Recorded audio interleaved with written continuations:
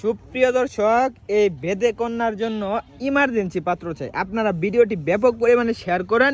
যে বিয়ে করতে চান অবশ্যই কমেন্ট করে জানাবেন। আচ্ছা ভাই, উনি তো আপনার মেয়ে নাকি?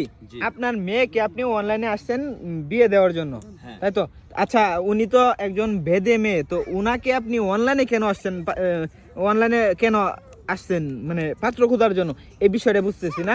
আর আমি যতদূর জানি বেদে কন্যারা প্রায় 12-13 বছর বয়স হলেই তাদের বিয়ে হয়ে যায়। ওনার বয়স তো মনে হয় 15-16 হয়ে গেছে, কিন্তু তাও এখনো বিয়ে দিচ্ছেন না।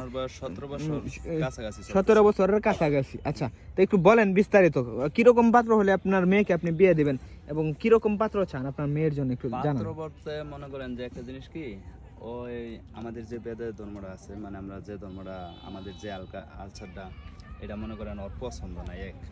আর দ্বিতীয়ত কথা হচ্ছে ওই ওরা দেখতে কিন্তু আমাদের কন্যার মতো মনে হয় না। না না না, ওনাকে দেখে আসলে বেদে কন্যার মতো সেজন্য আমিও চাচ্ছি যে ওই যেহেতু আমাদের এই কালচারটা ছেড়ে চলে যাইতে চাইতেছে, আলাদা একটা জগতে যাইতে চাইতেছে, তো আমি তাকে বাধা দিতে চাচ্ছি না।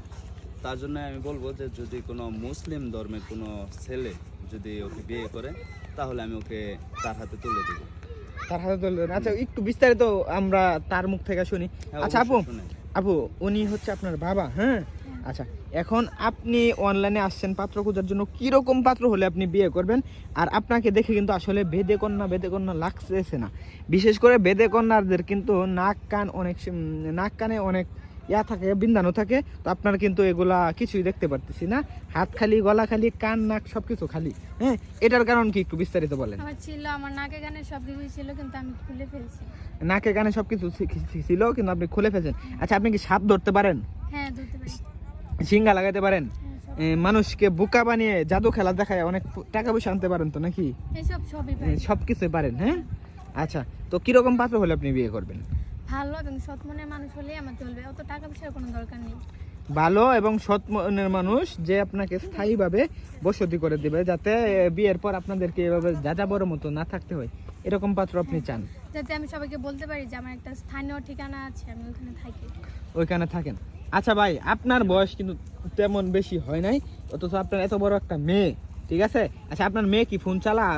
কিভাবে আপনাদের সাথে যোগাযোগ করবে?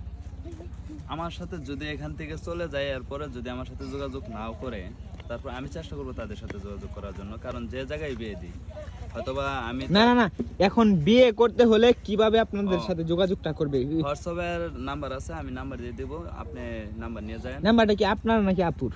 নাম্বারটা ওরই আছে। আপু, আপনার নাম্বারটা একটু বলেন, নাকি আমি পরবর্তীতে স্ক্রিনে দিয়ে দেবো?